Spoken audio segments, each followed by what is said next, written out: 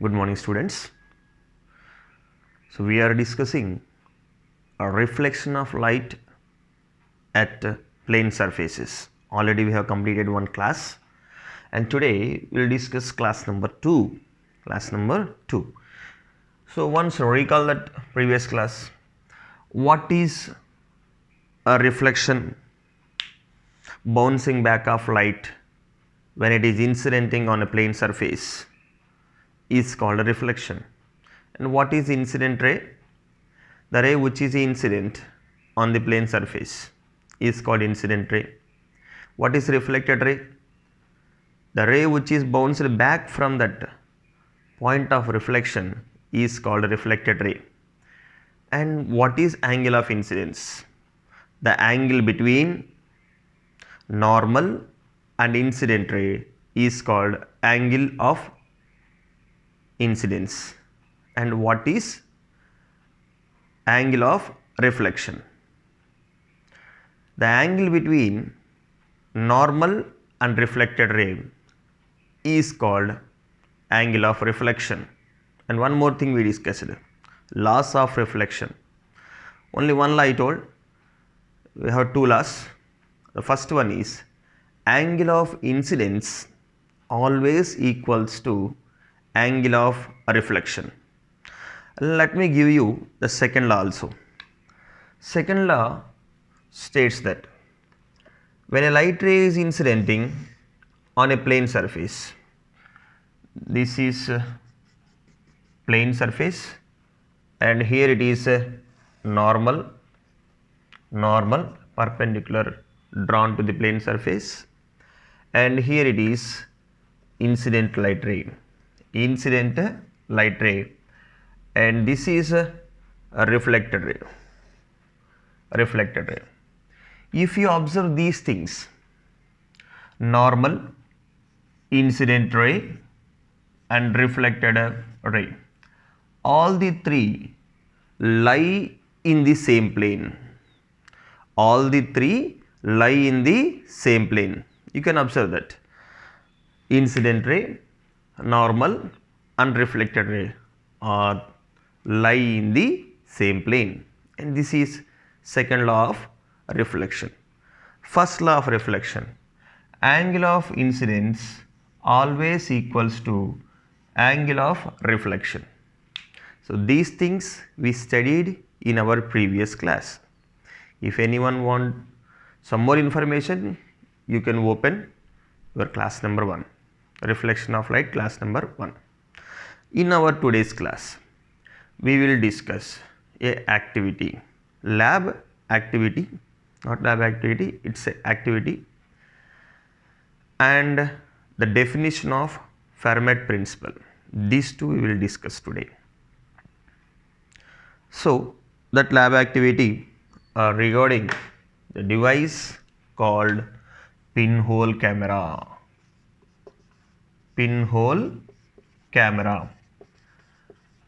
You all know that each camera, whatever it may be the camera called, camera is made up of lenses. But in our pinhole camera, you don't have any lens. Here in this pinhole camera, sometimes you will get a blur image, blur and sharp image. And one more thing, you will get inverted image with the help of this pinhole camera. Let us try to understand how the light ray starts its journey from a candle flame. So here I have one candle, and this is a candle flame. So the light rays starts from here at the top of the candle flame and at bottom of the candle flame, and at some midpoints, some other places from the candle flame starts their journey I am watching from this side, that's why I am drawing this only. But these light rays will start its journey from the source in 360 degrees. In 360 degrees. We all know these things. So these light rays will spread all over this. Here.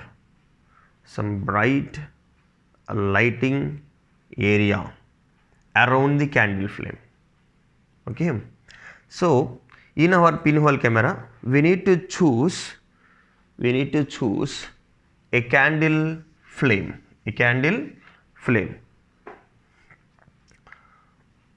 Can I draw here? So this is a candle flame. So what height I am taking? This is a candle. Now the rays coming from the candle flame.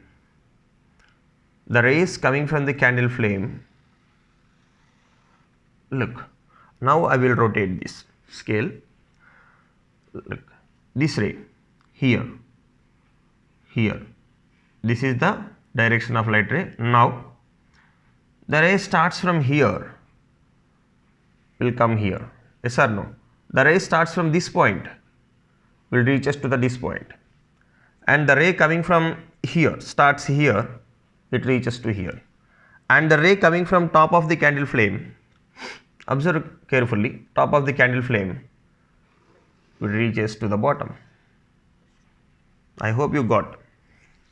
Look, the ray which is coming from here, bottom of the candle flame, will reaches to this top, and the ray starts its journey here at this point, will be in a straight line. Yes, that will come here, and the ray coming from here will incident here, and the ray coming from top of the candle flame will reaches to the bottom. So this is the direction. Of the light ray, like this. I hope you got why the light ray from the bottom reaches to the top. Why the ray starts its journey from bottom of the candle flame will reaches to the top, because of this. This is how the light ray will travel. We all know that the light ray will travel always in a straight line, because it contains rectilinear property. Always light travels in a straight line. Okay. So I hope you got this, why the bottom of the ray coming from the bottom reaches to the top, and why the ray coming from the top reaches to the bottom. So what will happen? Here it starts its journey, and this will form its image, and it will form its image like this. And here is your candle flame, and here is your original candle flame, and this is the image. How you will get this? You will get on the screen మీద వస్తుంది. ఎలా వస్తుందంటే ఒక screen మీద form అవుతుంది. We need to make this box like this, and here is the key point. So I told one word, blur.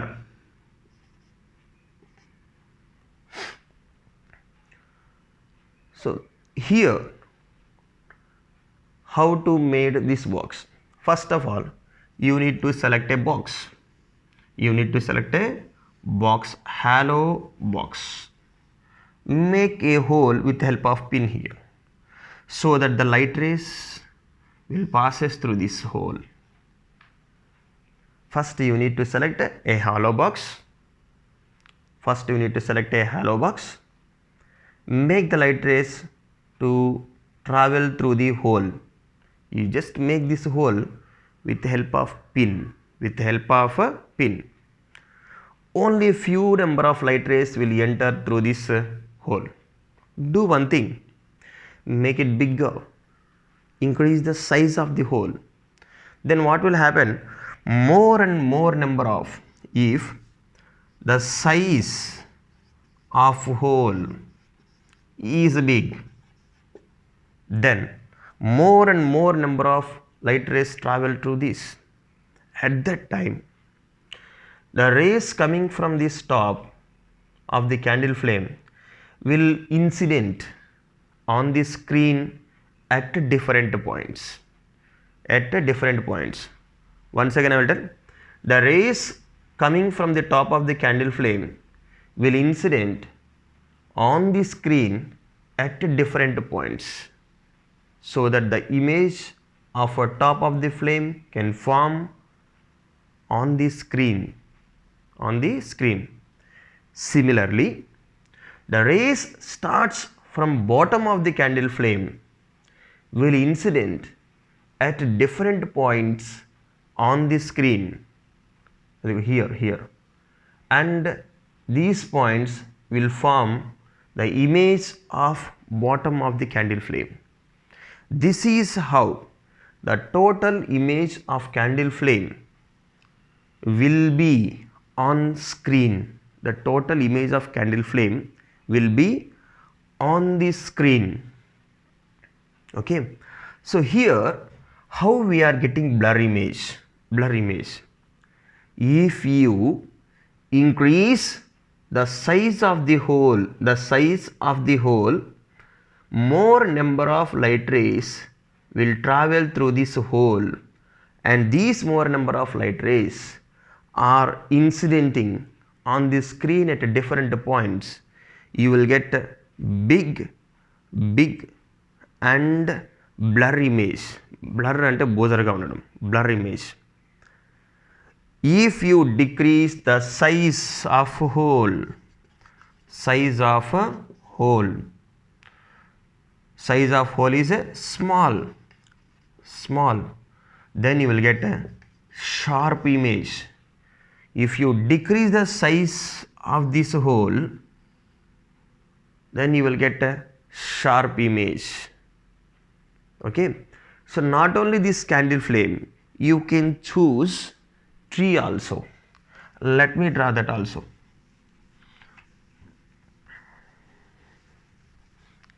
You can choose a tree which is outside of your window. You can watch through a box. For that, I just selected a box. It should be dry. Here I will draw. For that, I will select a box, and I made a small hole. Here one tree is there. This is the tree. And what is happening? The rays from top of this tree and the rays from bottom of the tree are traveling like this, and they incident here. Then what will happen? Here they starts their journey. Then the image of the tree will be like this. Inverted image. Okay, so I will give you one example here in picture also. I hope you got what is pinhole camera. The camera without a lens is a pinhole camera. What type of image we are getting in pinhole camera? The image we are getting is an inverted image. Can we get the sharp image by using pinhole camera? Yes, we will get the sharp image when the size of hole is very small. One more question I will ask. Can you get blurred image? Through the pinhole camera? Sure, we will get. When the hole of the camera is big in size, then we are getting a big and blurred image. Okay, so here how the image is forming on the screen. When the answer is, when the light rays are traveling from bottom of the object, forms their image at the top of the screen, and at the same time the light rays coming from the top of the object forms their image at the bottom of the screen, so that we are getting a inverted image. Already I told that mechanism, how the light ray changes its direction like this. Remember this, watch the video 1 or 2 times. So this is how the pinhole camera will work. Now Fermat principle.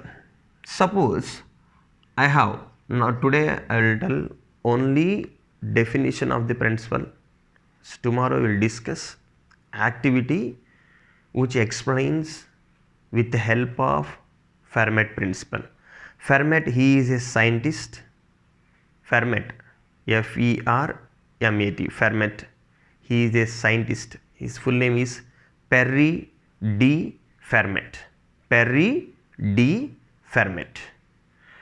So he did a lot of experiments. In his experiments, he identified that when the light ray is traveling from point 1 to point 2, from 1 to 2, it will select least time to travel. So to travel a light ray from one point to another point, we have infinite number of paths. Let me draw a few paths. This is the path. This is how light ray can travel, and this is how the light ray can travel. This is how the light ray can travel. This is another path to travel, and we have lot of paths. But the light ray will select, if it travel through this path 1, path number 2, and path number 3, path number 4, it will take different time intervals to reach the destination point. When a light ray starts its journey from here, we have several paths, 1, 2, 3, 4 paths are there. To travel along this path, the light ray will take time, different time intervals it will take to reach the destination point. Suppose through the path 1, if it travels through the path 1, it takes t1 seconds, and through the path 2, t2 seconds, through the path 3, t3, through the path 4, t4 seconds. Among these, which one will take more time to travel? T4, because it is the longest path. So it never chooses all these paths. It will choose shortest path to reach the destination point. Shortest path. Look, this is the shortest path. Shortest path. The light ray will select this shortest path to reach the destination point. And if it select the shortest path, then it reaches in shortest time interval, very shortest time interval. So he told the light ray will select always shortest time to reach the destination point. Shortest time to reach the destination point. When it is possible, it travels in a straight line. If it travels in a straight line, if it select a straight path, then only it is possible, or else it is not possible. Light ray must select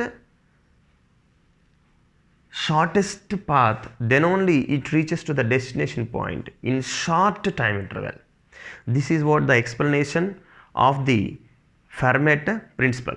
Tomorrow we will discuss one activity on this Fermat principle. So children, on Monday I will give you works. So get ready with this video, watch this video 1 or 2 times, try to understand that pinhole camera. Today you can prepare your own notes on pinhole camera. Okay, bye.